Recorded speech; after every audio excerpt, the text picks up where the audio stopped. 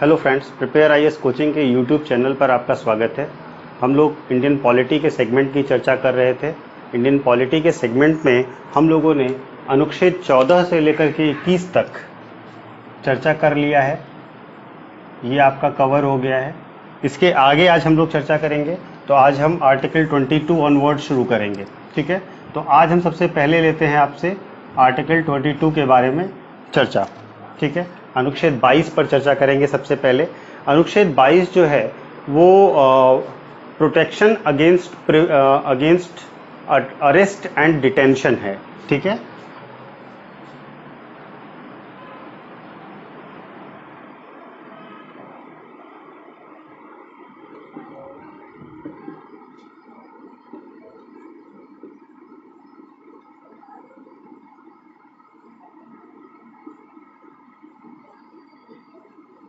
अनुच्छेद 22 गिरफ्तारी और निरोध पर संरक्षण देता है। Protection against arrest and detention है।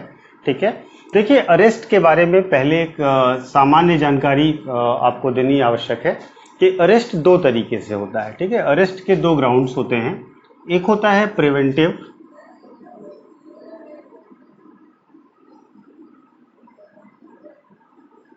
प्रिवेंटिव डिटेंशन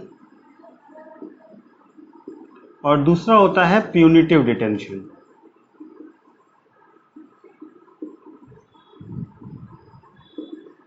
ठीक है, निवारणात्मक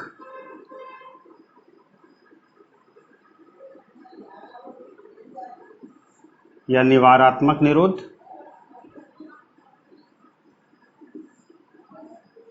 और इसको कहते हैं दंडात्मक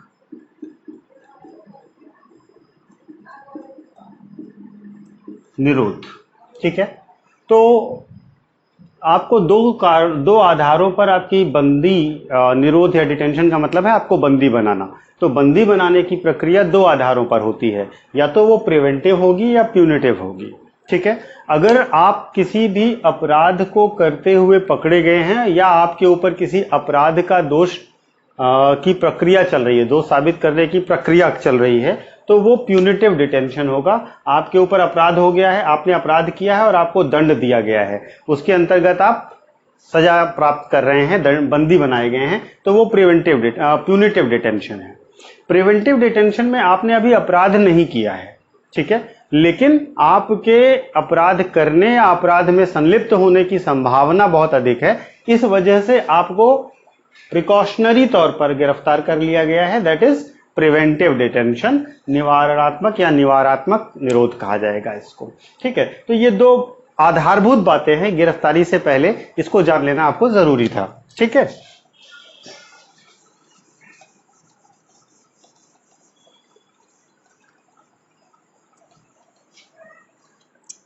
तो आर्टिकल 22 क्या कहता है? आर्टिकल 22 के करीब 3-4 सब क्लॉज हैं। उन सभी सब क्लॉजेस को हम चर्चा करेंगे। जो पहला सब क्लॉज है आर्टिकल 22 का, वो कहता है कि आपको जब भी गिरफ्तार किया जाएगा तो आपको आपकी गिरफ्तारी के कारणों की पूरी जानकारी दी जाएगी। ठीक है, you will be fully informed of the grounds of arrest. तो आपको सबसे पहले क्या बताया जाएगा कि आपको क्यों अरेस्ट किया जा रहा है, ग्राउंड्स ऑफ अरेस्ट बताया जाएगा।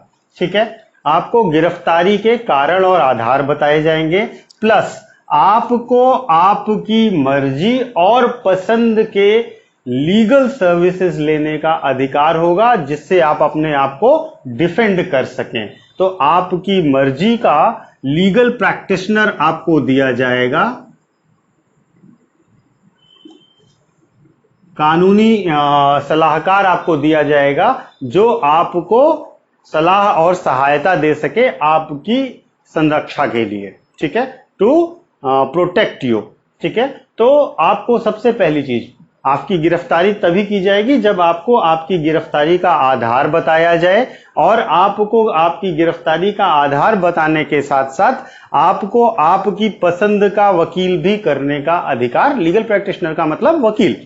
ठीक है, कानूनी सहायता प्राप्त करें, आप अपने वकील से पूछ सकें, उससे जानकारी प्राप्त कर सकें, ये सुविधा भी आपको दी जाएगी। ठीक है, दूसरी बात, जब भी आपको गिरफ्तार किया जाएगा तो आपको आपकी गिरफ्तारी के 24 घंटे के अंदर विद इन 24 आवर्स आपके नियरेस्ट मजिस्ट्रेट के सामने पेश किया जाएगा। ठीक है, you should be presented within 24 hours to the nearest magistrate in front of nearest magistrate. तो आपको आपके नियरेस्ट मजिस्ट्रेट के सामने जब भी आपको गिरफ्तार किया गया उसके 24 घंटे के अंदर पेश करना है। ध्यान रखिएगा कि इस 24 घंटे में जो ट्रेवल का टाइम है, जो आने जाने का टाइम है, वो इंक्लूड नहीं होगा, छुट्टियां इंक्लूड नहीं होंगी। ठीक है, other than that with in 24 hours आपको नियरेस्ट मजिस्ट्रेट के सामने उस व्यक्ति को प्रस्तुत करना है जिस व्यक्ति को गिरफ्तार किया गया है। ठीक है, और इसमें हम टाइम ऑफ जर्नी को इंक्लूड नहीं करेंगे। ठीक, तो आपको ये दो आधार दिए गए, दो अधिकार दिए गए हैं अनुच्छेद 22 के अंतर्गत। पहली चीज, आपको आपकी गिरफ्तारी का आधार बताया जाए। दूसरी बात, आपको लीगल प्रैक्टिशनर उपलब्ध कराया जाए आपकी पसंद का। और तीसरी चीज, आपको 24 घंटे के अंदर आपके नियरेस्ट मजिस्ट्रेट के सामने पेश किया जाए कि इन्हें गिरफ्तार किया जा चुका है। आगे क्या कार्यवाही होगी वो मजिस्ट्रेट का डायरेक्शन होगा। ठीक है, इसके बाद आते हैं हम आर्टिकल 22 के सब क्लॉज 3 पर, तीसरे भाग पर आते हैं। तीसरा भाग कहता है कि ये दोनों अधिकार कुछ लोगों को प्राप्त नहीं होंगे। ठीक है, कुछ लोग इन दो अधिकारों से वंचित रहेंगे। ठीक है, तो ये जो अबव 2 राइट्स हैं ये नहीं मिलेंगे।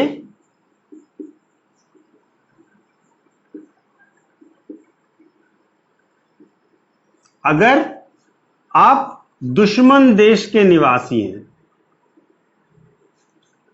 एनिमी नेशन के रहने वाले हैं, दुश्मन देश के निवासी हैं, तो आपको ये दोनों अधिकार नहीं दिए जाएंगे। दुश्मन देश आपकी घोषणा करेगा राष्ट्रपति जिनसे आप युद्ध में होंगे, उनकी घोषणा की जाती है। तो जो भी आपका दुश्मन है, जो आपके देश का दुश्मन घोषित है, वहां का नागरिक अगर गिरफ्तार किया जाता है तो उसको ये दोनों अधिकार नहीं दिए जाएंगे। ठीक है, दूसरा मामला क्या है? दूसरा मामला है अगर आप प्रिवेंटिव डिटेंशन में,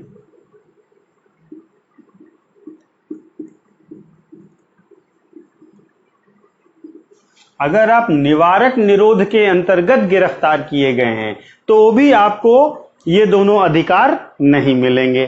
ठीक है, तो दो केसेस में ये दोनों अधिकार से आपको वंचित किया जा सकता है कि आप एनिमी कंट्री के रहने वाले हैं या फिर आप प्रिवेंटिव डिटेंशन लॉ के अंतर्गत, निवारक निरोध लॉ के अंतर्गत गिरफ्तार किए गए हैं। ठीक है, अब प्रिवेंटिव डिटेंशन को लेकर के थोड़ा सा समझ लीजिएगा कि प्रिवेंटिव डिटेंशन का जो मामला है उसमें नॉर्मली आपको 3 मंथ के लिए गिरफ्तार किया जा सकता है।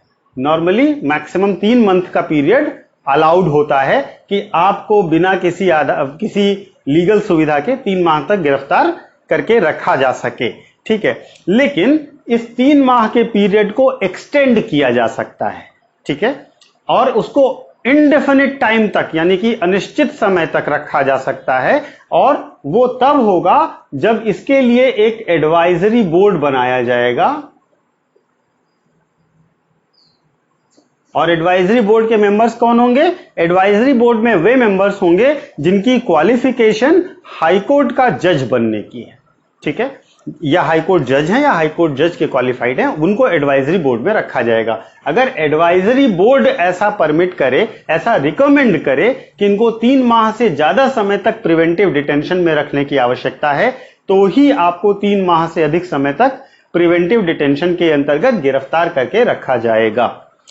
एक शर्त और है, एक तरीका और है, अगर पार्लियामेंट कोई ऐसा लॉ बना दे, अगर संसद ऐसा कोई कानून बना दे, तो भी आपको प्रिवेंटिव डिटेंशन के अंतर्गत 3 माह से अधिक समय के लिए गिरफ्तार करके रखा जा सकता है। तो एक केस ये हुआ कि आपको प्रिवेंटिव डिटेंशन में सामान्य तौर पर 3 माह के लिए बंदी बना के रखा जा सकता है बिना किसी ऊपर के दोनों अधिकार को दिए हुए। ठीक है, लेकिन ये 3 माह भी एक्सटेंड किए जा सकते हैं अगर एडवाइजरी बोर्ड ऐसा रिकमेंड करे या फिर पार्लियामेंट इस संबंध में कोई कानून बना दे। एडवाइजरी बोर्ड का सदस्य कौन हो सकता है? क्वालिफाइड टू बी जज ऑफ हाई कोर्ट होना चाहिए उस पर्सन को। ठीक है, तो ये प्रिवेंटिव डिटेंशन को लेकर के मामला था। ठीक है, भारत में आजादी के बाद से ही प्रिवेंटिव डिटेंशन को लेकर के कई सारे कानून बनाए गए हैं। जैसे पहला 1950 में ही एक्ट बना था, प्रिवेंटिव डिटेंशन एक्ट, निवारक निरोध अधिनियम। ठीक है, जो बाद में समाप्त कर दिया गया। तो प्रिवेंटिव डिटेंशन एक्ट सबसे पहले बनाया गया। ठीक है, उसके बाद जो आपकी इंदिरा गांधी के समय में नेशनल इमरजेंसी लगी थी, उस दौरान maintenance of internal securities act बना था, मीसा कानून बना था। ठीक है, मीसा कानून भी इसी से रिलेटेड था, MISA, मीसा। और इससे पहले NSA, नेशनल सिक्योरिटी एक्ट, राष्ट्रीय सुरक्षा अधिनियम, NSA अभी भी चालू है। ठीक है, अभी भी लागू होता है। मीसा कानून बना था इंटरनल इमरजेंसी के दौर में, ये भी प्रिवेंटिव डिटेंशन लॉ था। इसी तरीके से आपका टाडा बना था। टाडा कानून आपको शायद याद होगा, संजय दत्त गिरफ्तार हुए थे जिसमें। ठीक है, पोटा कानून अटल बिहारी वाजपेयी गवर्नमेंट ने बनाया था। ठीक है, और अभी इस सरकार ने एक कानून बनाया है, UAPA, unlawful activities prevention act. ये भी प्रिवेंटिव डिटेंशन एक्ट है। इसके अंतर्गत भी आपको प्रिवेंटिव डिटेंशन की तरह ही गिरफ्तार किया जा सकेगा। तो ये कुछ कानून के एग्जाम्पल हैं जो आपके प्रिवेंटिव डिटेंशन के संबंध में बनाए गए अलग अलग समय अवधि में, जिनमें से 1950 वाला में एंड आपका जो प्रिवेंटिव डिटेंशन एक्ट था वो खत्म हो चुका है। ये खत्म हो गया है, मीसा नहीं है, टाडा नहीं है, पोटा नहीं है। UAPA अभी भी लागू है, ये अभी वर्तमान सरकार ने ही बनाया है, और NSA अभी भी लागू है। ये दो कानून अभी भी प्रिवेंटिव डिटेंशन के लिए उपलब्ध हैं जो संसद ने बनाए हुए हैं। ठीक है, तो ये है प्रिवेंटिव डिटेंशन के मामले में। अब एक मेंस के लेवल की बात है। मेंस के लिए एक फैक्ट है कि प्रिवेंटिव डिटेंशन कानून वास्तव में देखा जाए तो किसी भी आधुनिक लोकतंत्र में उपलब्ध नहीं है, और इस तरीके के कानून बनाने की जो प्रक्रिया है वो ब्रिटिश सरकार के कार्यकाल में हुई थी। ठीक है, तो एक तरीके से ये एक औपनिवेशिक सोच को दर्शाता है, और मॉडर्न डेमोक्रेसीज में कहीं पर भी किसी भी विकसित देश में ये उपलब्ध ऐसा कानून नहीं है। तो भारत में इसकी आवश्यकता क्यों है, और हर सरकार ऐसे कानून क्यों बनाना चाहती है? हर सरकार कहने का मतलब यह है कि स्टेट लेवल पर भी ऐसे कानून बनाए जाते हैं, जैसे मकोका है महाराष्ट्र में। ठीक है, तो अलग अलग स्टेट्स भी इससे रिलेटेड कानून बनाने का प्रयास करते हैं। तो सरकार इस तरीके के कानून क्यों बनाना चाहती है, या क्या ये जस्टिफाइड है? तो अगर हमको इस मामले में कुछ लिखना हो तो आप अपने वर्तमान अनुभवों को तो लिखेंगे ही, जो सिक्योरिटीज को लेकर के मुद्दे हैं उनको तो लिखेंगे ही, टेररिज्म के मुद्दे हैं उनको तो लिखेंगे ही, लेकिन इसका जो शुरुआत करेंगे ना वो उसको डॉक्टर अंबेडकर की कोट से करते हैं। ठीक है, डॉक्टर अंबेडकर ने प्रिवेंटिव डिटेंशन को कॉन्स्टिट्यूशन में प्लेस दिए जाने को जस्टिफाई किया था, और उन्होंने इस बात को जस्टिफाई करते हुए कहा था कि ये एक इम्पोर्टेंट जरूरत है हमारी, एक महत्वपूर्ण आवश्यकता है हमारी, और लिबर्टी ऑफ पीपुल यानी कि लोगों की स्वतंत्रता राज्य के हित से महत्वपूर्ण नहीं हो सकती, can not be more important, can not be more valuable then states interest. राज्य के हित से ज्यादा व्यक्ति की स्वतंत्रता को महत्व नहीं दिया जा सकता, इसलिए प्रिवेंटिव डिटेंशन लॉ की जरूरत है। ये कोट है डॉक्टर अंबेडकर की। तो आप इसकी फीलिंग के साथ, इसके थॉट के साथ जस्टिफाई करना शुरू कर सकते हैं और बता सकते हैं कि हमारे यहां इसकी जरूरत अभी भी है। ठीक है, तो ये हुआ आर्टिकल 22। ठीक है, आर्टिकल 22 के बाद जो हमारा अगला आर्टिकल है 23 एंड 24। आर्टिकल 23 एंड 24 को हम एक कैटेगरी में रखते हैं, और वो कैटेगरी है राइट अगेंस्ट एक्सप्लॉयटेशन, यानी शोषण के विरुद्ध अधिकार।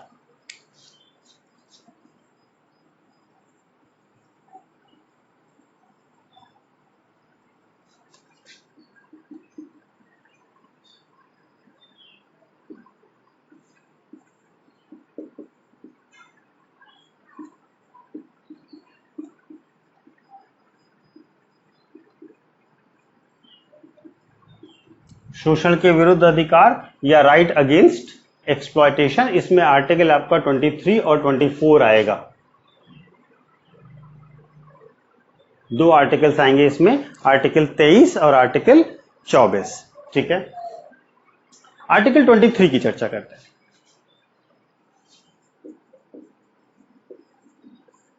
आर्टिकल 23 जो है वो देता है ह्यूमन ट्रैफिक, बेगार और फोर्स्ड लेबर, तीन चीजों के विरुद्ध संरक्षण। ठीक है, इलीगल ह्यूमन ट्रैफिक, बेगार और फोर्स्ड लेबर। ठीक है, तो हम तीनों शब्दों को लिख लेते हैं, ह्यूमन ट्रैफिक,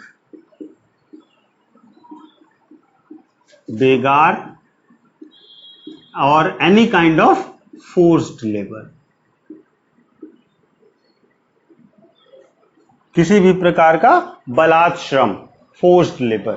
ठीक है, तो आर्टिकल 23 प्रोटेक्शन देता है अगेंस्ट ह्यूमन ट्रैफिक, बेगार एंड फोर्स्ड लेबर। और आर्टिकल 23 ये कह रहा है कि किसी भी तरह से भारत में ह्यूमन ट्रैफिक, बेगार और फोर्स्ड लेबर नहीं किया जाएगा और इसको रोकने के लिए कानून बनाकर सजा दी जाएगी। Law, according to law punishment decide किया जाएगा। ठीक है, तो इसका मतलब है कि 23 को इंप्लीमेंट करने के लिए अलग से कानून बनाए जाएंगे, ह्यूमन ट्रैफिक को रोकने के लिए, बेगार को रोकने के लिए और फोर्स्ड लेबर को रोकने के लिए। ह्यूमन ट्रैफिक एक बड़ा शब्द है, मानव का दुर्व्यापार। कॉन्स्टिट्यूशन में जो शब्द लिखा है वो क्या है? दुर्व्यापार। ठीक है, तो ह्यूमन ट्रैफिक जो है उसमें कई सारी चीजें इंक्लूड होंगी, मानव के दुर्व्यापार में कई सारी चीजें इंक्लूड होंगी। ठीक है, जैसे purchase and sale of women, child. ठीक है, किसी भी तरीके की स्लेवरी,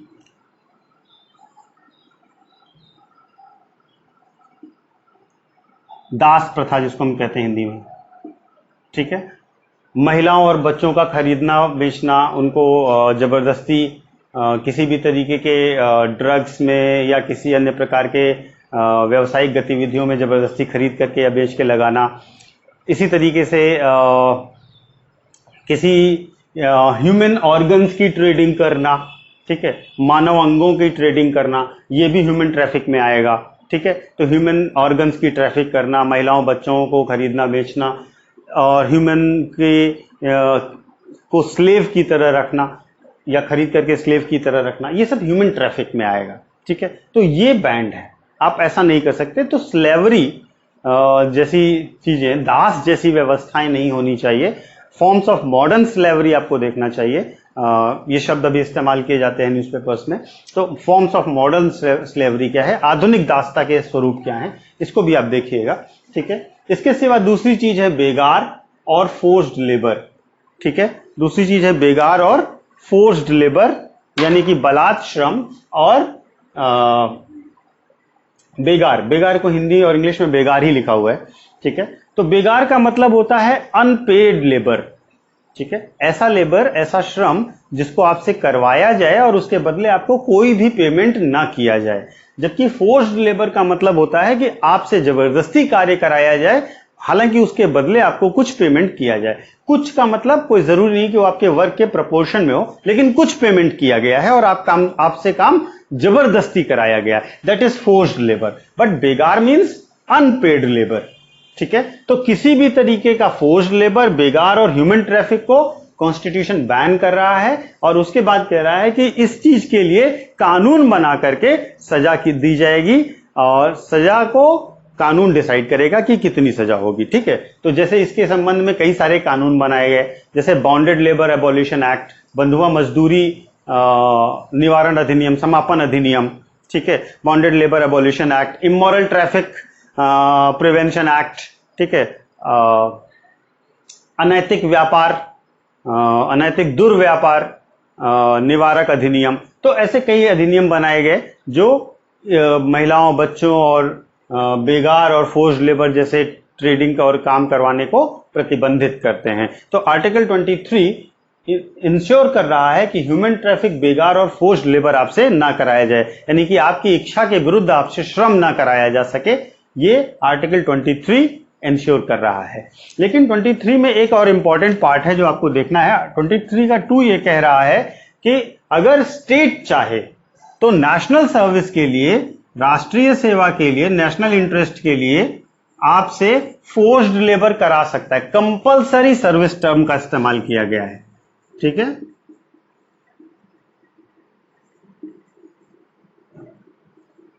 स्टेट आपसे कंपलसरी सर्विस ले सकता है। अगर राज्य को ये लगता है कि आपको कंपलसरीली सर्विस की लेने की आवश्यकता है, कोई ऐसी डिजास्टर आ गई या कोई ऐसी समस्या आ गई जहां राज्य चाहे कि वो आपसे जबरदस्ती काम करवा ले, फोर्स्ड लेबर आपसे करवा ले, तो वो करवा सकता है। हालांकि यहां पर फोर्स्ड लेबर टर्म के बजाय कंपलसरी सर्विस टर्म का इस्तेमाल किया गया है। ठीक है, तो राज्य ये करवा सकता है, यानी कि ये गवर्नमेंट के हाथ में है कि अगर वो चाहे तो राज्य देश के भले के लिए, पब्लिक इंटरेस्ट के लिए आपसे कंपलसरी सर्विस इंश्योर कर ले। लेकिन यहां पर ध्यान देने वाली बात है कि कंपलसरी सर्विस में रिलीजन, रेस, कास्ट और क्लास, 4 ग्राउंड।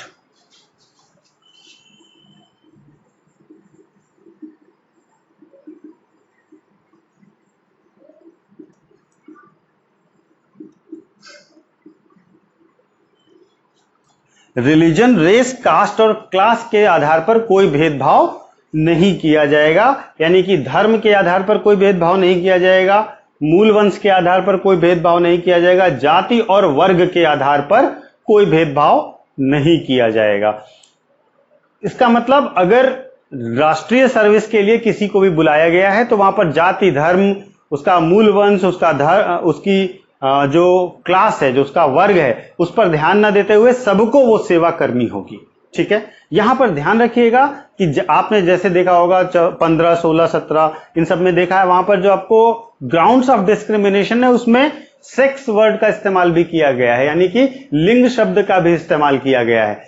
मतलब आर्टिकल 23 के अंतर्गत अगर कंपलसरी सर्विस ली जा रही है तो वहां पर लैंगिक भेदभाव किया जा सकता है, लेकिन रिलीजन, रेस, कास्ट और क्लास के आधार पर भेदभाव नहीं किया जा सकता। ठीक है, तो ये 23 इंश्योर कर रहा है कि सामान्य तौर पर कोई भी आपसे ह्यूमन ट्रैफिक, बेगार और फोर्स्ड लेबर नहीं करवा सकता, लेकिन अगर सरकार चाहे, गवर्नमेंट चाहे तो पब्लिक इंटरेस्ट में आपसे कंपलसरी सर्विस इंश्योर कर सकती है, और ये कंपलसरी सर्विस जो होगी उसमें रिलीजन, रेस, कास्ट और क्लास का भेदभाव नहीं किया जाएगा। ठीक है, इतनी चीजें क्लियर हो गई। इससे संबंध में एक केस भी है, Dina versus state of India, union of India. ठीक है, Dina versus union of India case में सुप्रीम कोर्ट ने यह कहा था कि जो प्रिजनर्स हैं, जो बंदी हैं, उनको भी उनके काम का एप्रोप्रिएट पेमेंट किया जाना चाहिए। ठीक है, अगर जेल में आप बंदी हैं और आपसे कोई काम कराया जाता है तो आपको उसके बदले भी पेमेंट किया जाना चाहिए, एडिक्वेट कंपनसेशन मिलना चाहिए आपके वर्क का। ठीक है, पर्याप्त भुगतान होना चाहिए जो आपसे काम करवाया जा रहा है, otherwise that will come under forced labour, नहीं तो उसे हम फोर्स्ड लेबर जैसा मान सकते हैं। ठीक है, तो ये है आर्टिकल 23 का होल जिस्ट। ठीक है, आर्टिकल 23 के बारे में जिन पहलुओं को आपको जानना चाहिए वे सारे पहलू इस प्रकार हैं। ठीक है,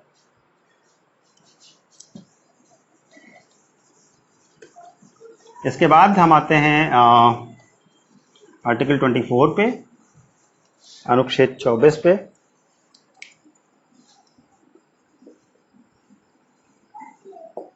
आर्टिकल 24 यानी अनुच्छेद 24 जो है कहता है कि 14 साल से कम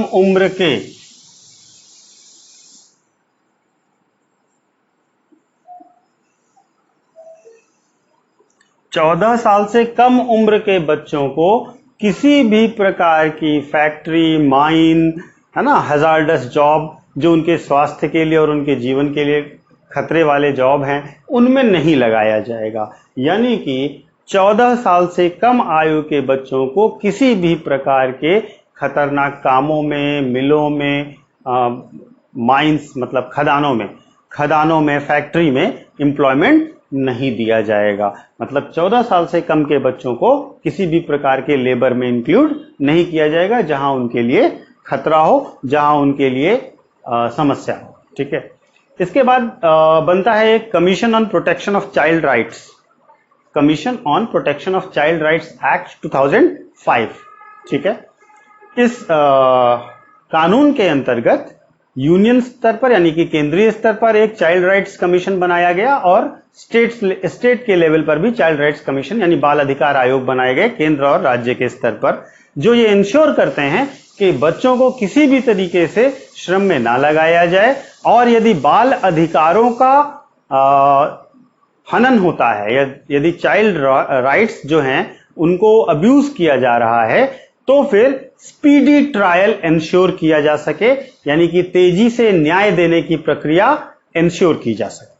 ठीक है, तो commission on protection of child rights act, commission on protection of child rights act 2005 यह इंश्योर करता है कि स्टेट और यूनियन लेवल पर, केंद्र और राज्य के स्तर पर चाइल्ड राइट्स कमीशन बनाए जाएं, जो कि चाइल्ड राइट्स को इंश्योर करने का काम करें, और साथ ही साथ अगर चाइल्ड राइट्स का वायलेशन हो रहा है तो उनके स्पीडी ट्रायल को भी सुनिश्चित कराने का कार्य करें, बाल अधिकार संरक्षण का कार्य करें। ठीक है, इसके साथ ही भारत सरकार ने 2006 में ये घोषणा करी कि हर प्रकार का चाइल्ड लेबर बैन किया जाता है 14 साल से कम उम्र के बच्चों का। ठीक है, यानी कि आर्टिकल 24 ने कुछ एरियाज बताए थे, माइंस, फैक्ट्री, है ना, हजार्डस जॉब, अदर जो हैं वो सब। ठीक है, लेकिन 2010 के बाद गवर्नमेंट ने क्या कहा कि 14 साल से कम के किसी भी बच्चे को किसी भी प्रकार के एम्प्लॉयमेंट में नहीं लगाया जा सकता, किसी भी प्रकार के जॉब में उनको नहीं लगाया जा सकता। ठीक है, तो ये आर्टिकल 24 जो है वो इंश्योर करता है कि बच्चों के अधिकारों का संरक्षण हो, उनको एक अच्छा माहौल मिले जिससे वे ग्रो कर सकें, और साथ ही साथ यदि उनके अधिकारों का उल्लंघन होता है तो उनको स्पीडी ट्रायल मिले, उनको अच्छे से न्याय मिले और तेजी से न्याय मिले। ठीक है,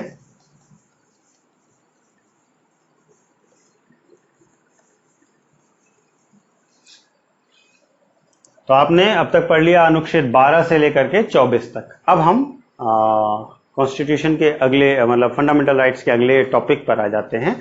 ठीक है, और right to freedom of religion है, जो है right to freedom of religion, धर्म की स्वतंत्रता का अधिकार।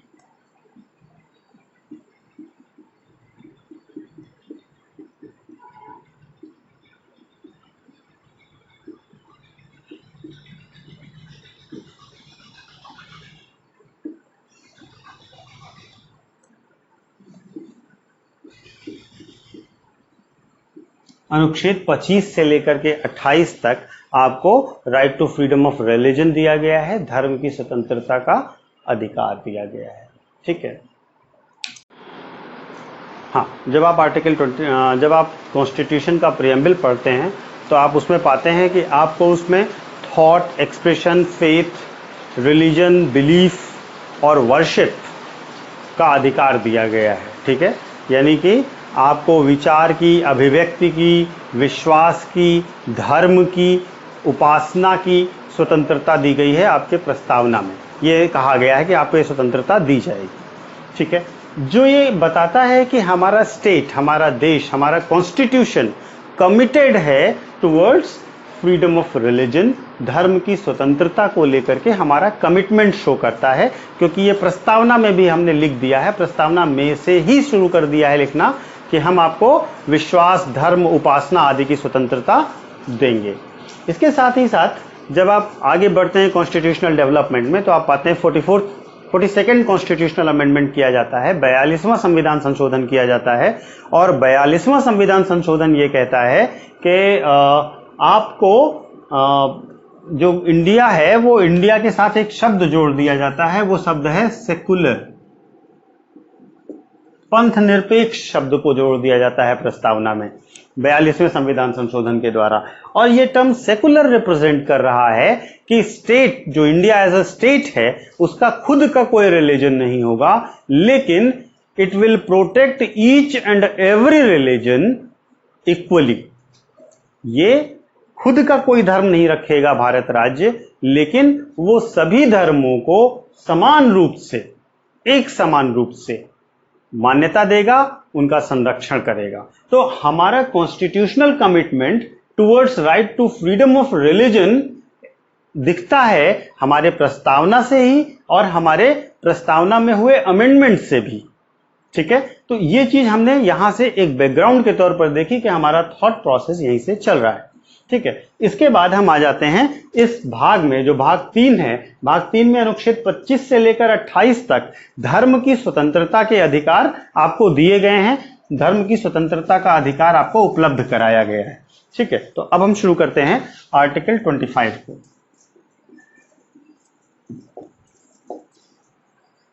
आर्टिकल 25 एक बहुत महत्वपूर्ण आर्टिकल है, बहुत ही व्यापक भी है ये आर्टिकल। आर्टिकल 25 कहता है कि subject to public order, morality and health. ठीक है, 3 चीजों की शर्त है आपके साथ। ठीक है, तो पहली शर्त क्या है, अगर हम इधर शर्तें लिख लें, पब्लिक ऑर्डर, मोरालिटी और हेल्थ। ठीक है, ये 3 शर्तें हैं। Subject to public order, morality and health, you have, all persons have. All persons मतलब आइदर सिटीजन और नॉन सिटीजन। ठीक है, आपको 2 राइट्स दिए गए हैं। पहला, फ्रीडम ऑफ कंसाइंस,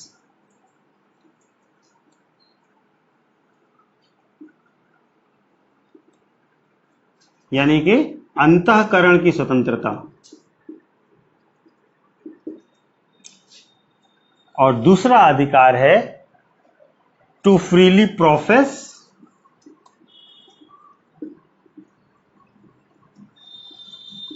प्रैक्टिस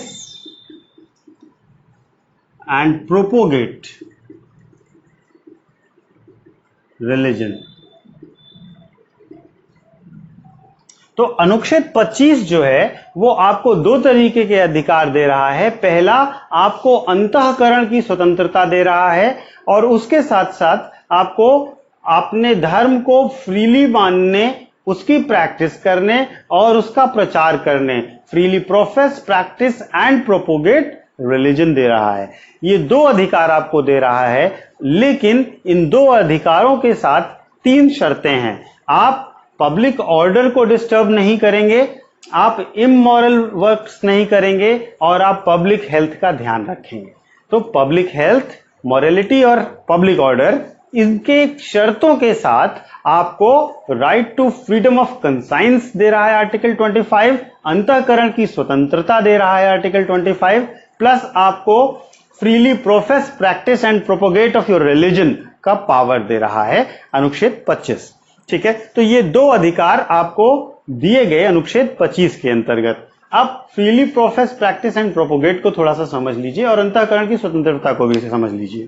देखिए, 25 ये कहना चाह रहा है कि आपको ये अधिकार है कि आप अपने अंतःकरण से किसी भी धार्मिक मान्यता, परंपरा या किसी भी प्रकार की धार्मिक व्यवस्था के बारे में अपनी विचार रख सके, अपने विचारों का सृजन कर सके। आपका अंतःकरण जिस भी धर्म या भावना या विचार के प्रति झुकाव रखना चाहता है, उसकी स्वतंत्रता आपको दी गई है। इसके साथ साथ आप जिसे मान रहे हैं उसको प्रोफेस करिए, उसकी प्रैक्टिस करिए, यानी उसके अंतर्गत जो भी नियम हैं, जो भी तरीके हैं, आप चाहें तो उन्हें प्रैक्टिस कर सकते हैं, चाहें तो उनका पालन करते रहें और उनका प्रचार भी कर सकें। ठीक है, तो धर्म का प्रचार करने का अधिकार भी दे रहा है अनुच्छेद 25।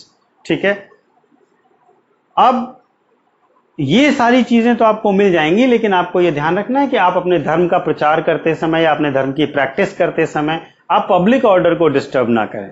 ठीक है, जैसे अभी लास्ट ईयर एक मामला था वेस्ट बंगाल का, जहां पर मुहर्रम और दुर्गा पूजा क्लैश कर रहे थे। ठीक है, तो क्या है कि अगर आप अपने पब्लिक डिमॉन्स्ट्रेशन कर रहे हैं रिलीजन का, तो दूसरे धर्म के लोग आहत ना हो, जिससे धार्मिक व्यवस्थाओं पर और समाज की व्यवस्थाओं पर, लोक ऑर्डर पर, पुलिस व्यवस्था पर, कानून व्यवस्था पर संकट ना हो, तो आपको वहां पर रोका जा सकता है, आपको फिर ये अधिकार वंचित किया जा सकता है। इसी तरीके से आप कुछ ऐसी धार्मिक एक्टिविटी करें जो समाज के हिसाब से इमोरल हो, वो भी आप नहीं कर सकते। इसके साथ साथ आप ऐसा कोई भी धार्मिक प्रक्रिया ना करें, उसको ना माने और उसके हिसाब से ना करें जो हेल्थ के खिलाफ हो, जिससे आपकी हेल्थ और समाज की हेल्थ प्रभावित होती है।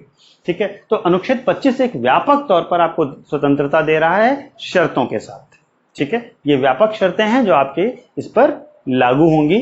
इसी में 25 का जो बी है वो पोर्शन बहुत इंपॉर्टेंट है। वो ये कहता है कि हिंदू रिलीजियस इंस्टीट्यूशंस जो हैं, ठीक है,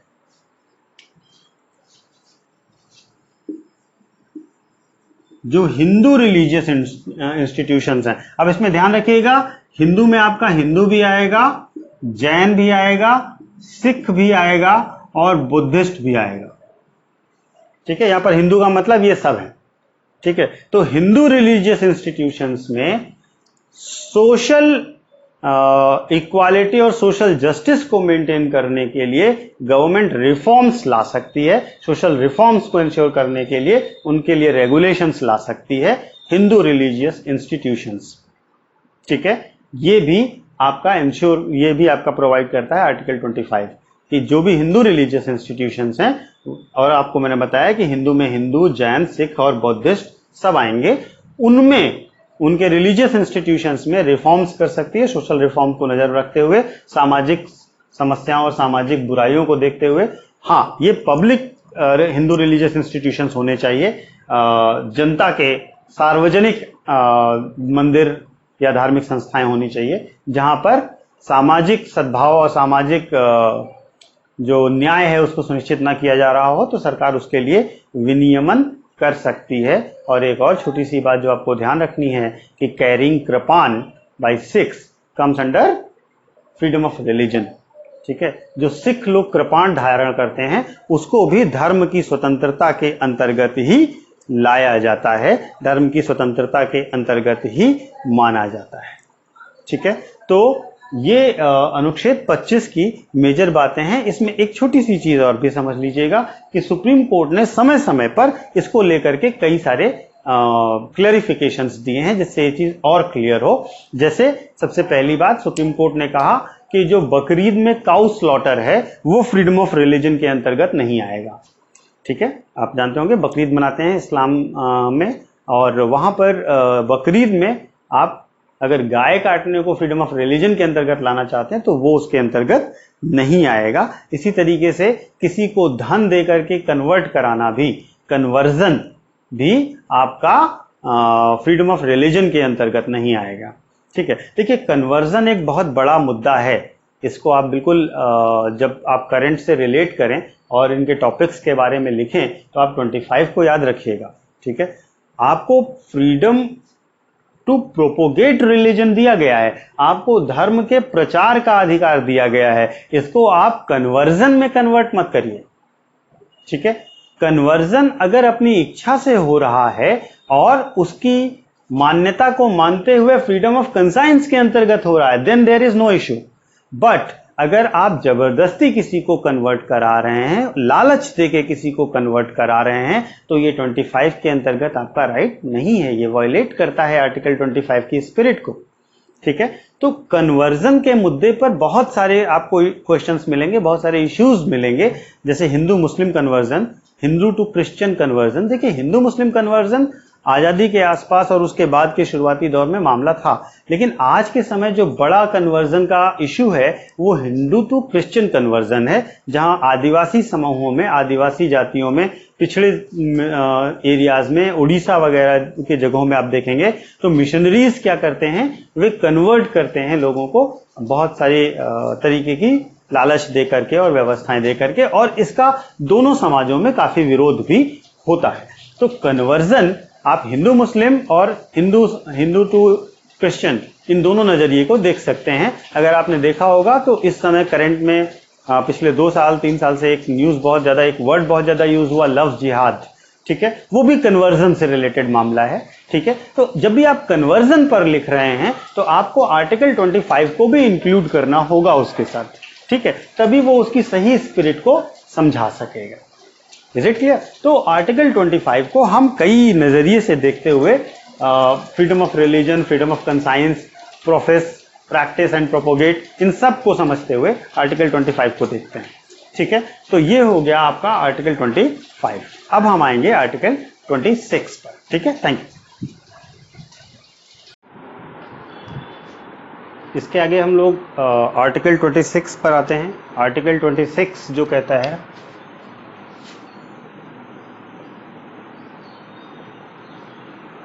आर्टिकल 26 सभी रिलीजियस डिनोमिनेशन और उसके सेक्शंस के लिए है, सभी धार्मिक संगठनों और उनके भागों प्रभागों के लिए है। आर्टिकल 26 ये कहता है कि सभी रिलीजियस डिनोमिनेशन और उनके सेक्शंस को सब्जेक्ट टू, सेम रहेगा जो 25 में 3 शर्तें थी, पब्लिक ऑर्डर, मॉरलिटी और health.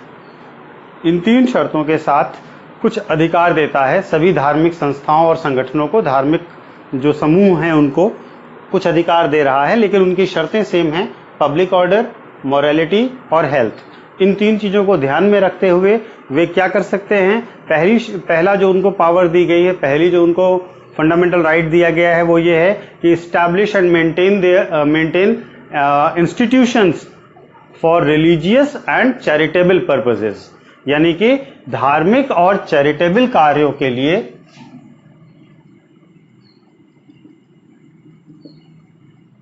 Religious and charitable purposes के लिए कोई भी रिलीजन, उसका डिनोमिनेशन या उसका सेक्शन इंस्टीट्यूशंस को क्रिएट कर सकता है, इंस्टीट्यूशंस को बना सकता है, इस्टेब्लिश कर सकता है और उन्हें मेंटेन कर सकता है, उन्हें चला सकता है। ठीक है, उसके बाद पहली चीज यह है कि आप ऐसे इंस्टीट्यूशंस बना सकते हैं जिनकी रिलीजियस और चैरिटेबल उद्देश्य हो, धार्मिक और दान संबंधी जिनके लक्ष्य हों। ठीक है, दूसरी बात, मैनेज इट्स ओन अफेयर्स,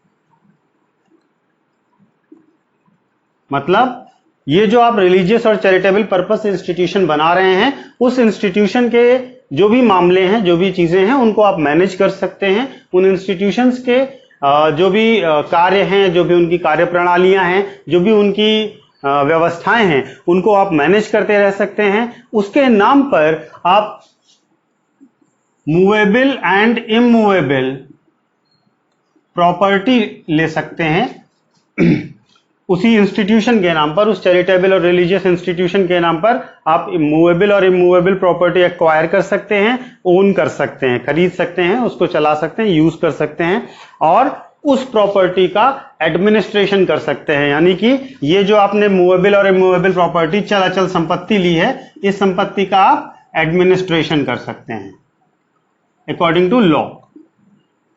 ठीक है, तो आर्टिकल 26 4 बातें कह रहा है। अगर आप पब्लिक ऑर्डर, मोरालिटी और हेल्थ की कंडीशंस के अंतर्गत कार्य कर रहे हैं तो सभी धार्मिक वर्गों को धार्मिक और दानशीलता के उद्देश्य से संस्थाओं की स्थापना करने का अधिकार है, उस संस्थाओं के मामलों का मैनेजमेंट करने का अधिकार है, उसके नाम पर मूवेबल यानी कि चल और अचल संपत्ति, मूवेबल इमूवेबल प्रॉपर्टी खरीदने का अधिकार, उसको मैनेजमेंट करने का अधिकार है और उस पूरी प्रॉपर्टी के एडमिनिस्ट्रेशन का अधिकार है। तो आर्टिकल 26 रिलीजियस डिनोमिनेशन को यह अधिकार दे रहा है, धार्मिक संवर्गों को यह अधिकार दे रहा है। ठीक है, अब आते हैं आर्टिकल 27 पे।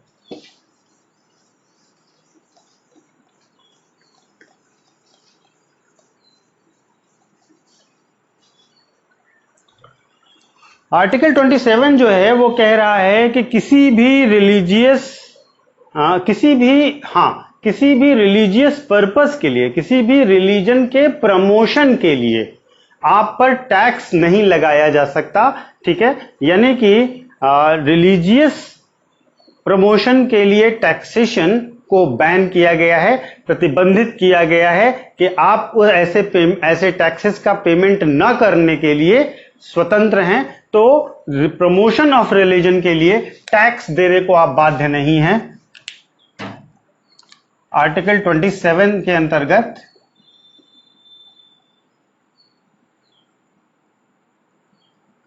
Freedom from payment of taxes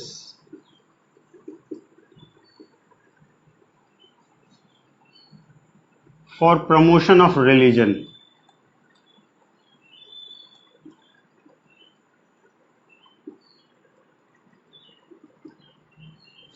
धर्म के प्रचार, धर्म के विस्तार और धर्म के प्रमोशन के लिए आप किसी भी लगाए गए टैक्स को न देने के लिए फ्री हैं। यानी कि किसी भी प्रकार का धार्मिक कर आपके ऊपर आरोपित नहीं किया जाएगा और आप ऐसा कोई भी कर भुगतान करने के लिए बाध्य नहीं हैं। ठीक है, तो ये है आपका आर्टिकल 27।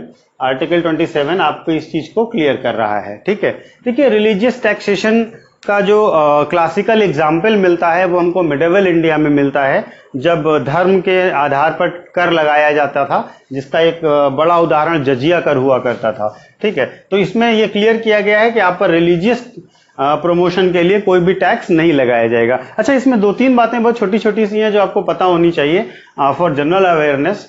सबसे पहली चीज ये है कि आप पर टैक्सेस नहीं लगाए जाएंगे, लेकिन फी ली जा सकती है। There is difference between tax and fee. Fee होती है जब आपको कोई सर्विस दी गई, उस सर्विस के बदले जो आपसे ली जा रही है वो फीस है, तो आपसे फीस ली जा सकती है, टैक्स नहीं लिया जाएगा। टैक्स वो होता है जो आप जब देते हैं तो उसके बाद उसके बदले आपको क्या मिलेगा इसकी कोई गारंटी नहीं होती। ठीक है, आपने इनकम टैक्स दिया, गवर्नमेंट के पास टैक्स गया, अब उस टैक्स से गवर्नमेंट क्या खर्च करेगी उस पर आपका कोई क्लेम नहीं बनता। ठीक है, लेकिन अगर आपने फीस दी है एक छोटी लाइन में लगने के लिए कि हमें जल्दी से हो जाए, तो आप उस लाइन की फीस दे सकते हैं। ठीक है, तो फीस लगाई जा सकती है, टैक्स नहीं लगाया जा सकता। दूसरी चीज यह है कि ये जो रिलीजियस डिनोमिनेशन के लिए टैक्सेस का पेमेंट है, ये किसी भी तरीके से कोई भी नहीं बाध्य करेगा आपको, ये प्राइवेट और गवर्नमेंट दोनों के लिए। ठीक है, अब आते हैं आर्टिकल 28 पर।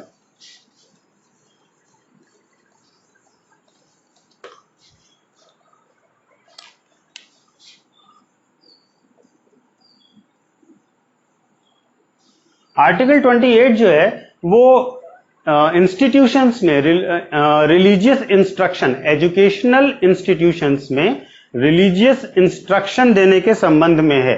ठीक है, यानी कि जो शैक्षिक संस्थान हैं वहां पर धार्मिक शिक्षा दी जाए या ना दी जाए, इसको लेकर के अनुच्छेद 28 क्लियर करता है। ठीक है, तो ये आपको फ्रीडम देता है टू अटेंड रिलीजियस इंस्ट्रक्शंस। ठीक है, धार्मिक जो ज्ञान और व्यवहार है आपको शैक्षिक संस्थानों में दिया जाए या ना दिया जाए, उसके संबंध में है आर्टिकल 28। तो आर्टिकल 28 को अगर हम पढ़ते हैं तो हम उसको समझने के लिए हम थोड़ा सा एक सामान्य सी बात पहले बताते हैं, फिर आपको ये समझाते हैं। देखिए, 4 तरीके के एजुकेशनल इंस्टीट्यूशंस होते हैं। एक होती है गवर्नमेंट स्कूल्स, ठीक है ना,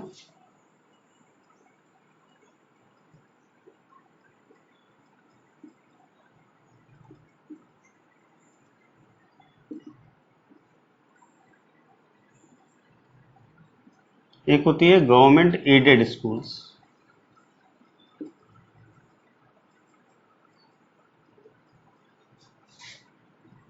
इंस्टीट्यूशंस भी लिख सकते हैं।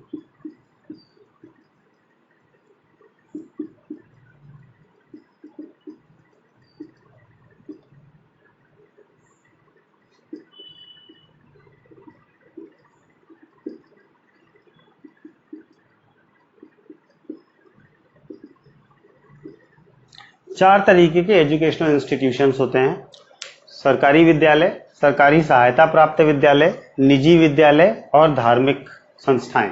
ठीक है, तो आर्टिकल 28 ये कह रहा है कि जो गवर्नमेंट स्कूल्स हैं, जो सरकारी विद्यालय हैं, वहां पर किसी भी प्रकार की रिलीजियस इंस्ट्रक्शंस नहीं दिए जाएंगे।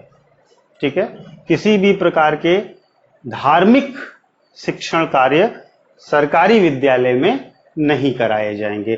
ठीक है, तो यहां पर कंप्लीटली प्रोहिबिटेड है। जो गवर्नमेंट एडेड स्कूल हैं और जो प्राइवेट स्कूल हैं, जो सरकारी सहायता प्राप्त विद्यालय हैं और जो निजी विद्यालय हैं, वहां पर एजुकेशनल रिलीजियस इंस्ट्रक्शंस दी जा सकती हैं, लेकिन उसके लिए संबंधित बच्चे के गार्जियन से परमिशन लेनी होगी। ठीक है, तो यहां पर दी जा सकती हैं लेकिन विद परमिशन, यानी कि आप चाहें तो वह उसे अटेंड ना करें। अगर आपकी इच्छा नहीं तो आप उसे अटेंड ना करें, अगर उसकी परमिशन नहीं दी गई है तो। ठीक है, जो रिलीजियस इंस्टीट्यूशंस होते हैं वो पर्टिकुलर रिलीजियस डिनोमिनेशन को प्रमोट करने के लिए ही स्टैब्लिश किए जाते हैं, इसलिए यहां पर रिलीजियस इंस्ट्रक्शंस दिए जाएंगे। ठीक है, तो देखिए, हमने 4 तरीके के बताए और उन 4 में से 3 व्यवस्थाएं हैं। गवर्नमेंट स्कूल में किसी भी तरीके का रिलीजियस इंस्ट्रक्शन नहीं दिया जाएगा। एडेड में और प्राइवेट में दिया जा सकता है विद ड्यू परमिशन, और रिलीजियस इंस्टीट्यूशंस में इंस्ट्रक्शंस दिए जाएंगे और वो आपको करने होंगे, क्योंकि उसका ऑब्जेक्टिव ही रिलीजियस प्रमोशन है, इसी ऑब्जेक्टिव से उसका एस्टैब्लिशमेंट किया गया है। ठीक है, तो आर्टिकल 28 इंस्टीट्यूशंस में, गवर्नमेंट इंस्टीट्यूशंस में जो रिलीजियस इंस्ट्रक्शन है उसको कंप्लीटली प्रोहिबिट करता है, कंप्लीटली बैन करता है।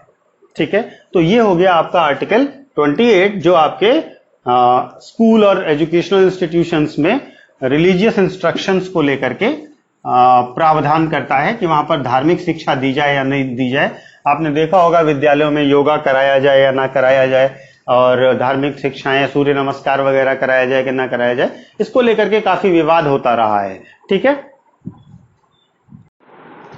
इसके बाद आर्टिकल 29 और 30 पर आते हैं। आर्टिकल 29 और 30 को हम कल्चरल और एजुकेशनल राइट्स के सेगमेंट में पढ़ते हैं, सांस्कृतिक और शैक्षिक अधिकारों के वर्ग में पढ़ते हैं। आर्टिकल 29 ये कहता है कि all citizens having distinct language, script और culture shall have right to conserve the same. यानी कि आर्टिकल 29 के बारे में अगर हम बात करें तो वो कह रहा है कि सभी सिटीजन्स जिनकी अपनी डिस्टिंक्ट लैंग्वेज,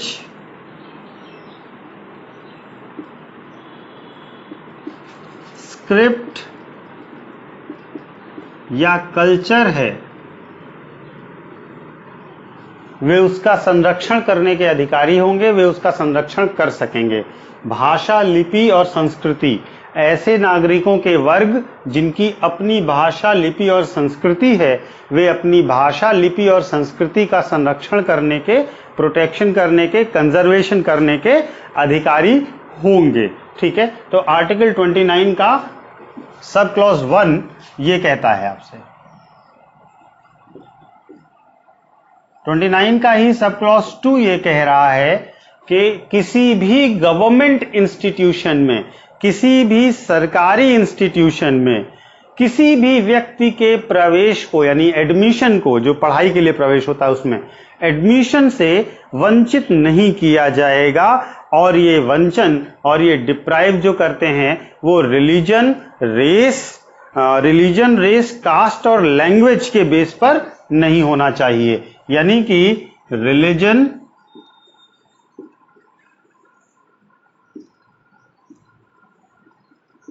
कास्ट, लैंग्वेज, भाषा, जाति और धर्म, भाषा, जाति, धर्म और रेस यानी कि मूल वंश। ठीक है,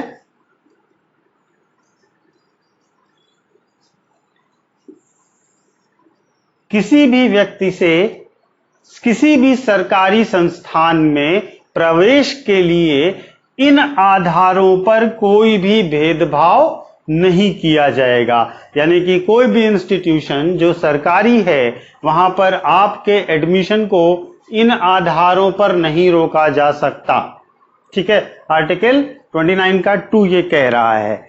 लेकिन ये ध्यान रखिएगा कि कुछ इंस्टीट्यूशंस माइनॉरिटी इंस्टीट्यूशंस भी होते हैं और उन इंस्टीट्यूशंस में माइनॉरिटीज के प्रोटेक्शन के लिए विद्यालय चलाया जा रहा है या यूनिवर्सिटी चलाई जा रही है।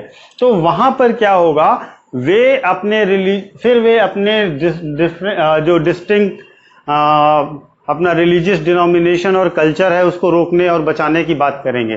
ठीक है, तो सुप्रीम कोर्ट ने इस 29(2) के संदर्भ में गाइडलाइन जारी करी है कि अगर कोई भी माइनॉरिटी रिलीजियस इंस्टीट्यूशन है, ऐसे समझिए, रिलीजियस शब्द का इस्तेमाल ना करें, माइनॉरिटी इंस्टीट्यूशन है, कोई भी अल्पसंख्यक शैक्षिक संस्थान है। ठीक है, तो वहां पर क्या होगा, तो वहां पर उच्चतम न्यायालय की गाइडलाइन के अंतर्गत पहली बात जो कही गई है वो ये है कि वहां पर किसी भी तरह से ऐसा जो नॉन माइनॉरिटी स्टूडेंट्स हैं उनका इतना एडमिशन लिया जाएगा कि आर्टिकल 29 का 2 हैम्पर नहीं हो, उसको बाधित ना माना जाए। मतलब एक फिक्स्ड परसेंटेज तक, एक फिक्स्ड प्रपोर्शन तक माइनॉरिटी इंस्टीट्यूशन में भी नॉन माइनॉरिटी स्टूडेंट्स लिए जाएंगे। यानी कि complete ban non minority student का नहीं किया जा सकता है अल्पसंख्यक संस्थानों में। ठीक है, जैसे एएमयू का केस हुआ, तो वहां पर समस्या क्या हुई कि वो ये कहते हैं कि हम माइनॉरिटी इंस्टीट्यूशन है और वहां पर नॉन माइनॉरिटी स्टूडेंट्स का एडमिशन ना हो, वो ऐसा चाहते हैं, ऐसा कहा जाता है, ठीक है। लेकिन सुप्रीम कोर्ट ने स्पष्ट किया कि एक फिक्स्ड प्रोपोर्शन में आप नॉन माइनॉरिटी यानी कि गैर अल्पसंख्यक छात्रों को भी प्रवेश देंगे, ठीक है, पहली चीज। दूसरी चीज, वो परसेंटेज क्या होगा ये गवर्नमेंट डिसाइड करेगी। कोर्ट ने दूसरी बात क्या कही कि गवर्नमेंट ऐसा नोटिफिकेशन जारी करेगी कि उसमें कितने लोगों का क्या मतलब नॉन माइनॉरिटी का परसेंटेज किसी भी अल्पसंख्यक संस्थान में कितना होगा, ठीक है। तो ये हो गया आपका आर्टिकल 29 जो आपका कहता है कि नागरिक अपनी लैंग्वेज, स्क्रिप्ट और कल्चर जिनका अपना है उसको मेंटेन करें, और जो गवर्नमेंट है, जो गवर्नमेंट इंस्टीट्यूशंस हैं उनमें माइनॉरिटी और नॉन माइनॉरिटी या किसी भी रिलीजन, रेस, लैंग्वेज और कास्ट के बेसिस पर कोई भी डिस्क्रिमिनेशन नहीं किया जाएगा, ठीक है। अब आते हैं आर्टिकल 30 पर।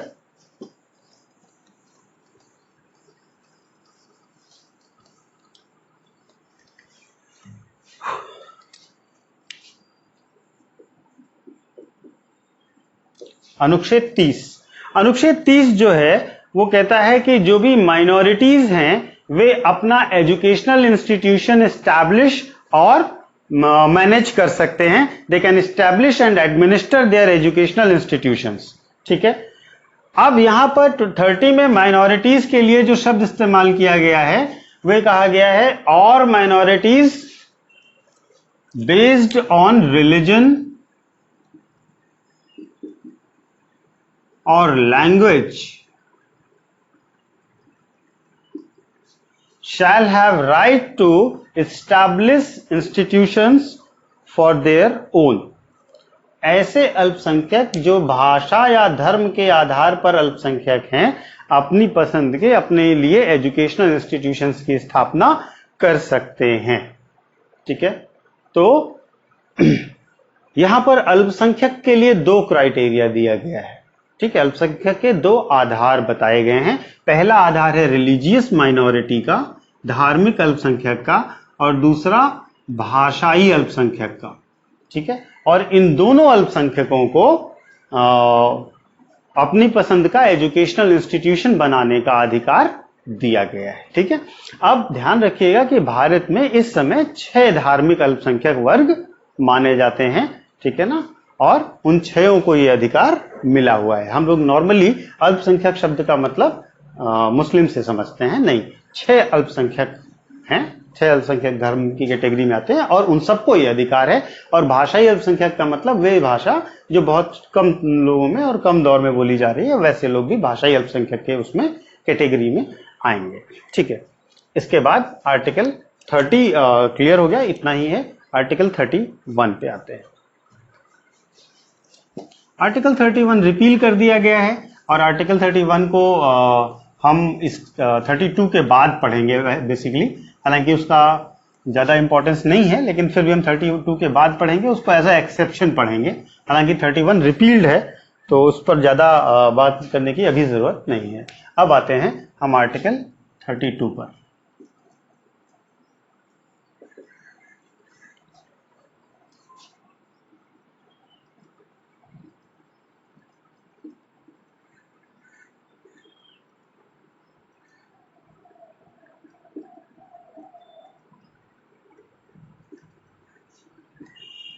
संवैधानिक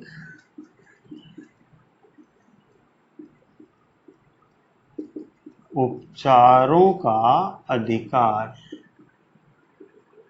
राइट टू कॉन्स्टिट्यूशनल रेमेडीज।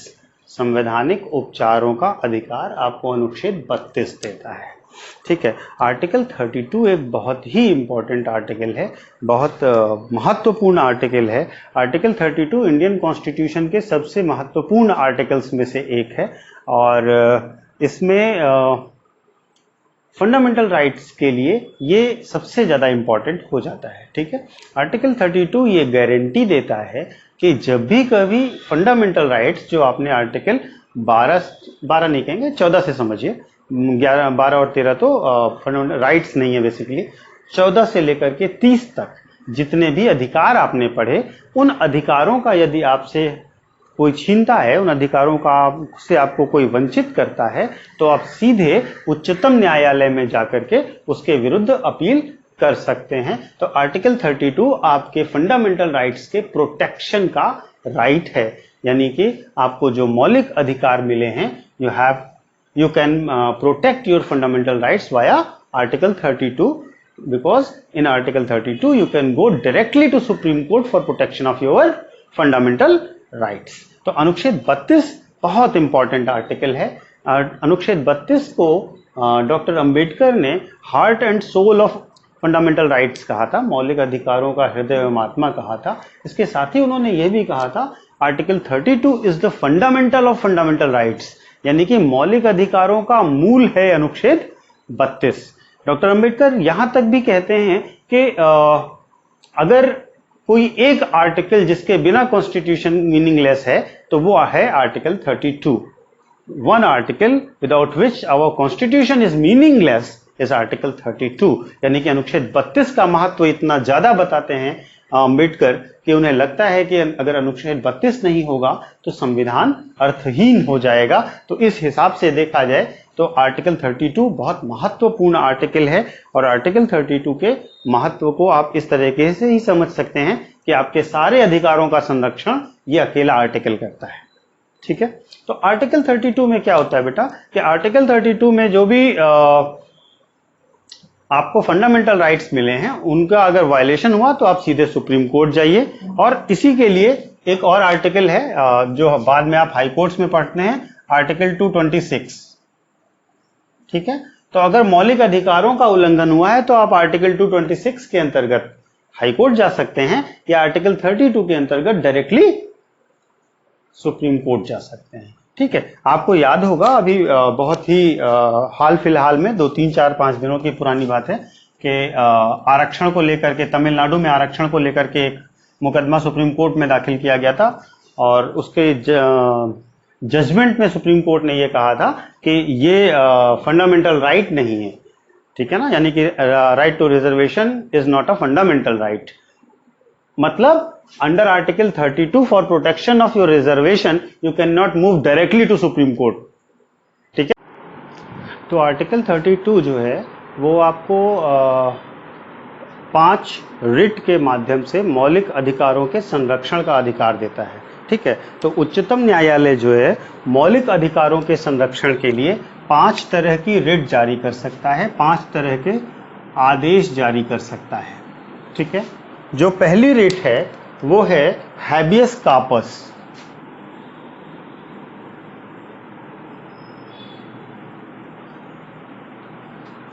यानी कि बंदी प्रत्यक्षीकरण।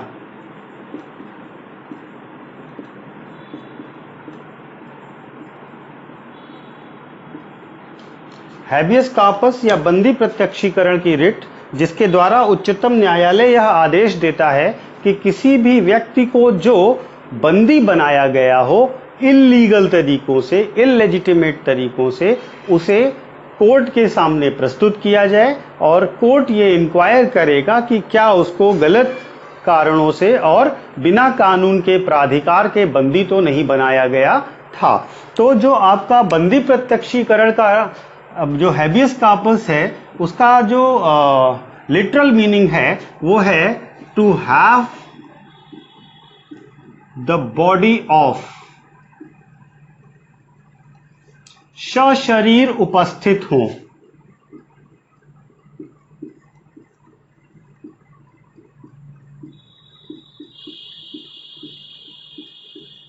इस प्रकार आर्टिकल 21 जो आपका है वो आर्टिकल 21 कहता है आपका लाइफ एंड पर्सनल लिबर्टी का अधिकार दे रहा है। आपको आर्टिकल 21 पिछले लेक्चर्स में बताया गया है। तो जो पर्सनल लिबर्टी वाला क्लॉज था वो अगर आपका छीना गया है, ठीक है, तो आप हैबियस कार्पस की रिट के लिए जा सकते हैं कोर्ट में, और कोर्ट से कह सकते हैं कि हाँ हमें बंदी बनाया गया। आप या आपके प्रतिनिधित्व के तौर पर कोई भी न्यायालय जा सकता है और आपके लिए हैबियस कार्पस की रिट की डिमांड कर सकता है। न्यायालय हैबियस कार्पस की रिट जारी करेगा और उस व्यक्ति को, संबंधित व्यक्ति को, जो जिसे बंदी बनाया गया है उसे न्यायालय के समक्ष प्रस्तुत करने का आदेश जारी करेगा उच्चतम न्यायालय हैबियस कॉर्पस की रिट के द्वारा। तो एक तरीके से आसान भाषा में समझिए तो ये आपके आर्टिकल 21 को इंश्योर कर रहा है। ठीक है, तो ये हो गया आपका हैबियस कॉर्पस, बंदी प्रत्यक्षीकरण। ठीक है, एक केस था कानू सन्याल वर्सेस डिस्ट्रिक्ट मजिस्ट्रेट, जिसमें Darjeeling, district magistrate of Darjeeling, जिस केस में यह कहा गया था उच्चतम न्यायालय के द्वारा कि जब भी कभी बंदी प्रत्यक्षीकरण की सुनवाई किसी के भी विरुद्ध चल रही हो, किसी भी व्यक्ति के लिए चल रही हो, तो उस व्यक्ति को इस सुनवाई के दौरान न्यायालय के समक्ष फिजिकली प्रस्तुत होना होगा, फिजिकली प्रेजेंट होना होगा। ठीक है, तो बंदी प्रत्यक्षीकरण की रिट इस प्रकार से आपको आपके शारीरिक स्वतंत्रता यानी आपकी दैहिक स्वतंत्रता को सुनिश्चित करती है। यदि कोई भी व्यक्ति, संस्था या व्यक्तियों का समूह आपको बंधक बना लेता है तो आप हैबियस कॉर्पस की रिट के द्वारा अपने शारीरिक स्वतंत्रता के अधिकार को सुनिश्चित कर सकते हैं। ठीक है, इसके बाद जो दूसरी रिट है, वो दूसरी रिट जो है वो है मैंडामस।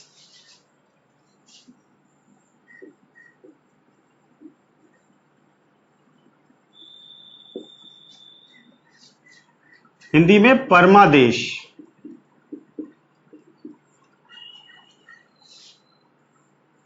इसका लिटरल मीनिंग है वी कमांड।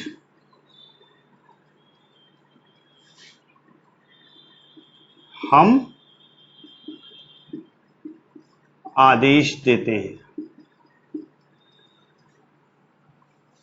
जब भी कोई पब्लिक ऑफिशियल, सरकारी कर्मचारी अपनी प्रेस्क्राइब्ड कॉन्स्टिट्यूशनल लीगल ड्यूटीज को परफॉर्म ना कर रहा हो, ठीक है, तो उसके खिलाफ उच्चतम न्यायालय परमादेश की रिट जारी करेगा, जिसका मतलब होता है कि हम आदेश दे रहे हैं कि आप इस कार्य को सुनिश्चित प्रक्रिया के अंतर्गत सुनिश्चित समयावधि में पूर्ण करके प्रस्तुत करें। यानी कि ये पब्लिक ऑफिशियल से उनकी पब्लिक ड्यूटीज को इंश्योर कराने के लिए जारी किया जाने वाला आदेश है, जिसको हम परमादेश या मैंडामस कह रहे हैं। ये पब्लिक ऑफिशियल्स के खिलाफ होगा, ये बात आपको ध्यान रखनी है।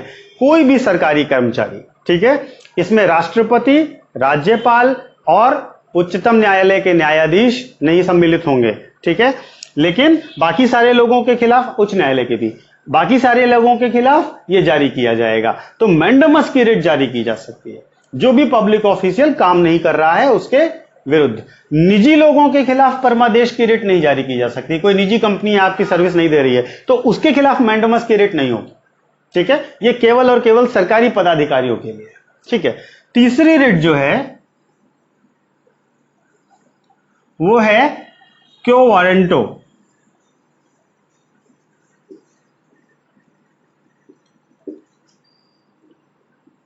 अधिकार परीक्षा।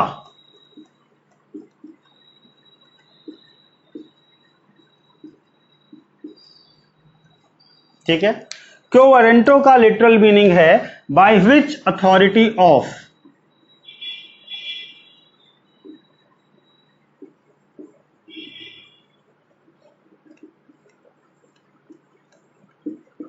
मतलब किस अधिकार से।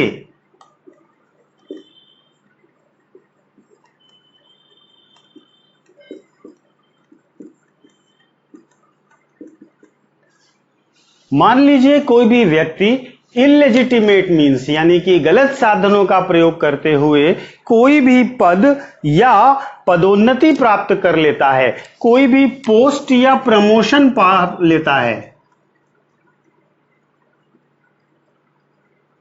ठीक है, तो अब उसके विरुद्ध जो है, जो भी पीड़ित व्यक्ति है वो कोर्ट जा सकता है और कोर्ट उसके अधिकारों की संरक्षा के लिए क्यो वारंटो की रिट जारी करेगा, यानी अधिकार परीक्षा की रिट जारी करेगा और उससे पूछेगा कि by which authority of you are holding this post, आप इस पद पर किस अधिकार से बने हुए हैं, ठीक है। तो क्यो वारंटो की जो रिट है, जो अधिकार परीक्षा की रिट है, वो उसी व्यक्ति के विरुद्ध होगी जिस व्यक्ति ने गलत तरीके से कोई पद या पदोन्नति प्राप्त कर ली हो। अगर ये रिट किसी के विरुद्ध जारी की गई है तो उसे यह साबित करना होता है कि उसने कोई भी गलत तरीका नहीं अपनाया है, उसने योग्यता और संबंधित नॉर्म्स को पूरा करते हुए वो पद या पदोन्नति पाई है। अगर वो ऐसा साबित कर लेता है तो इसका कोई मीनिंग नहीं रह जाता है। ध्यान रखिएगा, ये दोनों रिट के लिए अगर आप कोर्ट गए हैं तो कोर्ट ये रिट जारी करेगा, ठीक है। लेकिन ये रिट ऑप्शनल है, यानी कि कोर्ट चाहेगा तो जारी करेगा, अगर कोर्ट को लगेगा कि इसकी जरूरत नहीं है तो वो जारी नहीं भी कर सकता है, ठीक है। दूसरी खास बात क्या है कि जो आपकी हैबियस कार्पस है, मैंडेमस है और क्यो वारंटो है, ठीक है, ये तीनों रिट्स इंडिविजुअल के खिलाफ, ग्रुप ऑफ इंडिविजुअल के खिलाफ या किसी इंस्टीट्यूशन के खिलाफ जारी की जा सकती हैं। यानी कि किसी व्यक्तियों के समूह या किसी संस्था के विरुद्ध हैबियस कार्पस, मैंडेमस और क्यो वारंटो की रिट जारी की जा सकती है, ठीक है। अब इसके बाद की जो दो रिट्स हैं, उन दो रिट्स को हम एक साथ पढ़ते हैं। टोटल 5 हैं, 5 में 3 को हमने अलग से बताया और 2 को एक साथ बताएंगे। पहली है प्रोहिबिशन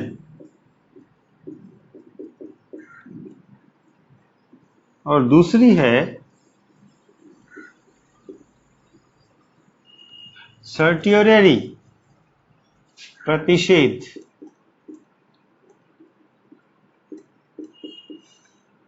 और उत्प्रेषण, ठीक है। तो जो पहले आपने 3 रिट्स देखी, हैबियस कार्पस, मैंडेमस और क्यो वारंटो, वो इंडिविजुअल, ग्रुप ऑफ इंडिविजुअल और इंस्टीट्यूशन के अगेंस्ट थी। ये जो 2 रिट्स हैं ये जुडिशरी के अगेंस्ट है, ठीक है। तो ये जो 2 रिट्स हैं इनको हाई कोर्ट या सुप्रीम कोर्ट जारी करेगा against lower judiciary, quasi judicial bodies and tribunals, ठीक है। यानी कि हाईकोर्ट के नीचे जितने भी प्रकार के न्यायिक प्रक्रियाएं हैं उनके विरुद्ध आप प्रोहिबिशन या सर्टियरी की रिट जारी करते हैं, ठीक है। उच्चतम न्यायालय जारी करता है, ठीक है। तो उच्चतम न्यायालय प्रोहिबिशन या सर्टियरी की रिट या उच्च न्यायालय भी जारी कर सकता है लोअर जुडिशरी के अगेंस्ट, क्वासी जुडिशियल बॉडीज के अगेंस्ट और ट्रिब्यूनल्स के अगेंस्ट, ठीक है। तो ये वाली रिट किसी इंडिविजुअल या लेजिस्लेचर या एग्जीक्यूटिव इनके खिलाफ जारी नहीं होंगी, ठीक है। ये केवल हायर जुडिशरी, लोअर जुडिशरी के अगेंस्ट जारी करेगी। फर्स्ट पॉइंट टू रिमेंबर ये है, ठीक है। दूसरी बात, अब इनके बारे में समझिए। जो प्रतिषेध है, जो आपका प्रोहिबिशन है, ठीक है। तो प्रोहिबिशन में क्या है और सर्टियरी में क्या है, दोनों को एक साथ समझते हैं, ठीक है। देखिए, प्रत्येक न्यायालय, कैसा भी न्यायालय हो, उसका अपना क्षेत्राधिकार होता है, उसका अपना ज्यूरिसडिक्शन होता है, ठीक है। तो अगर कोई न्यायालय अपने ज्यूरिसडिक्शन के बाहर जाकर के किसी भी मामले की सुनवाई करता है, ठीक है, अपने क्षेत्राधिकार के बाहर जाकर किसी भी मामले की सुनवाई करता है और उस सुनवाई के विरुद्ध उच्च न्यायालय या उच्चतम न्यायालय में अपील की जाती है। अभी हम 32 पढ़ा रहे हैं तो केवल उच्चतम न्यायालय शब्द का प्रयोग करेंगे। अगर उच्चतम न्यायालय में अपील की जाती है तो उच्चतम न्यायालय प्रोहिबिशन की रिट जारी करेगा, प्रतिषेध की रिट जारी करेगा, ठीक है। और प्रोहिबिशन का मतलब है, प्रोहिबिशन का लिटरल मीनिंग है टू डिनाई, ठीक है।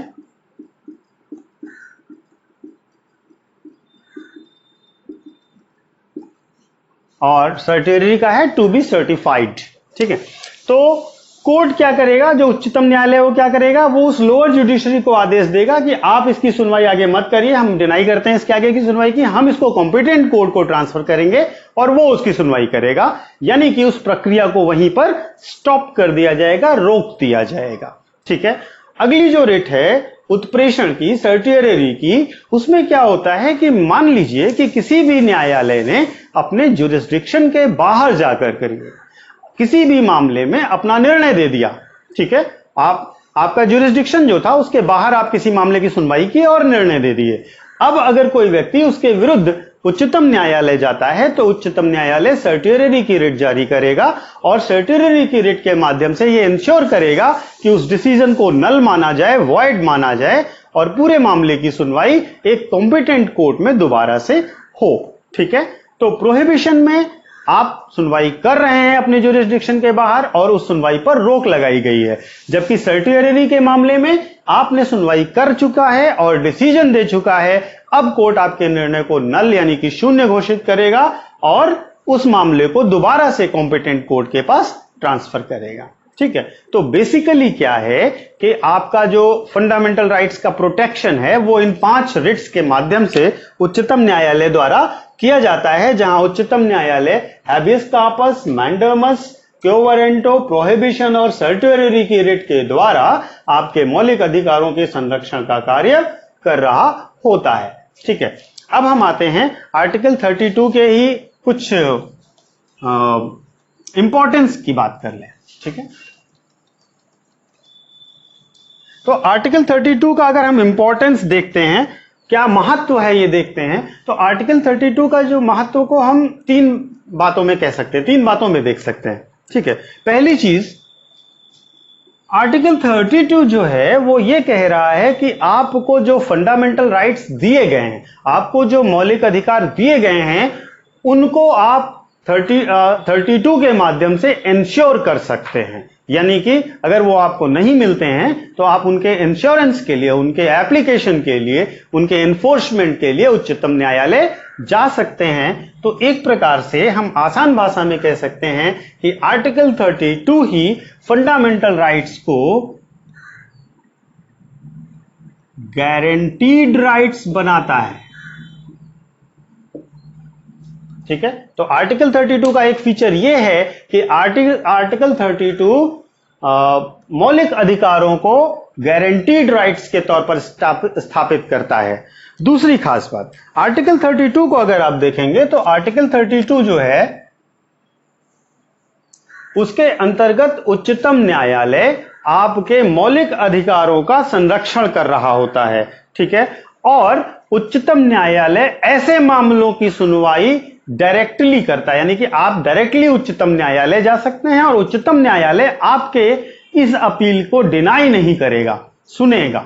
ठीक है, तो उच्चतम न्यायालय के लिए यह बाइंडिंग है कि वो मौलिक अधिकारों के हनन से संबंधित 32 के अंतर्गत आए मामलों की सुनवाई करे।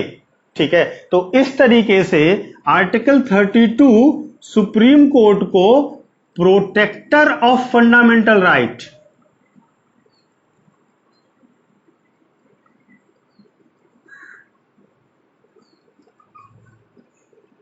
के तौर पर इस्टेब्लिश कर देता है sorry, protector of fundamental rights के तौर पर स्थापित करता है। ठीक है, तीसरी खास बात, उच्चतम न्यायालय जब फंडामेंटल राइट्स का इंटरप्रिटेशन करता है आर्टिकल 32 के अंतर्गत, तो कहा जाता है कि सुप्रीम कोर्ट ने लोकस स्टैंडाई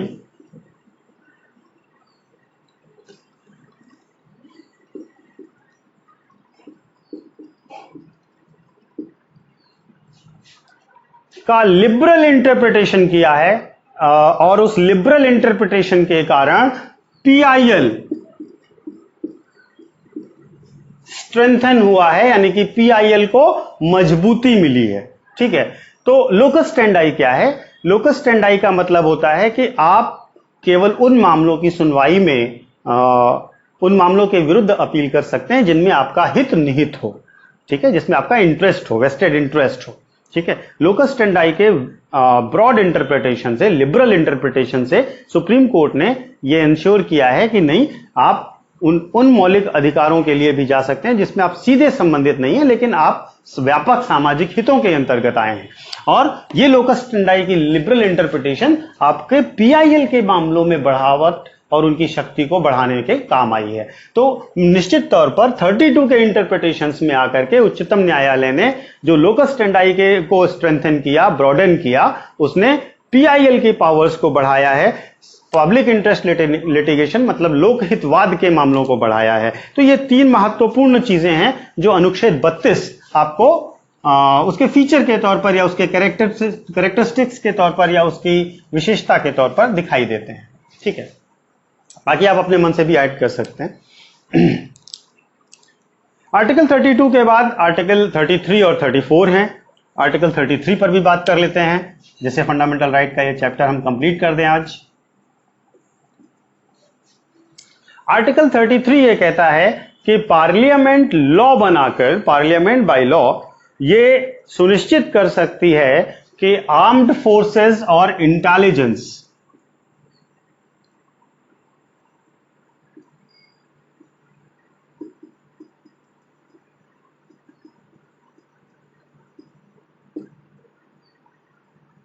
सशस्त्र बल और इंटेलिजेंस के लोगों के खिलाफ, लोगों के लिए मौलिक अधिकारों को सीमित किया जा सके, लिमिटेड किया जा सके, उन्हें मौलिक अधिकार कम दिए जा सके।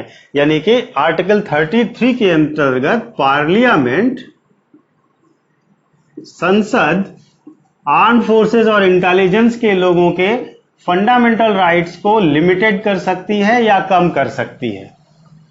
ठीक है, मौलिक अधिकार उन्हें कम दे सकती है। इनको फंडामेंटल राइट्स कम देने के पीछे उनके नेचर ऑफ जॉब है, लेकिन ये चीज इनके लिए अप्लीकेबल है, इनके लिए एप्लीकेबल है आर्टिकल 33 के अंतर्गत कि आप चाहें तो मौलिक अधिकार इनको कम करके दें और ये इनके लिए जरूरी है। ठीक है, इसके सिवा नेक्स्ट है आर्टिकल 34।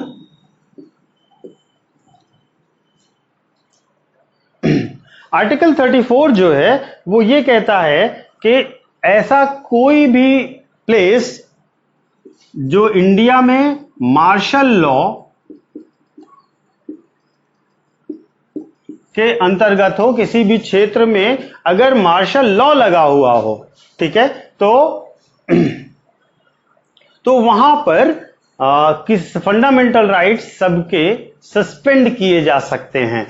जिन एरियाज में सैन्य कानून लगा हो, मार्शल लॉ लगा हो, वहां पर सबके मौलिक अधिकारों को निलंबित किया जा सकता है। तो बेसिकली अगर हम देखें तो 33 और 34 वो एरियाज को बता रहा है जहां पर मौलिक अधिकारों को निलंबित या कम किया गया है।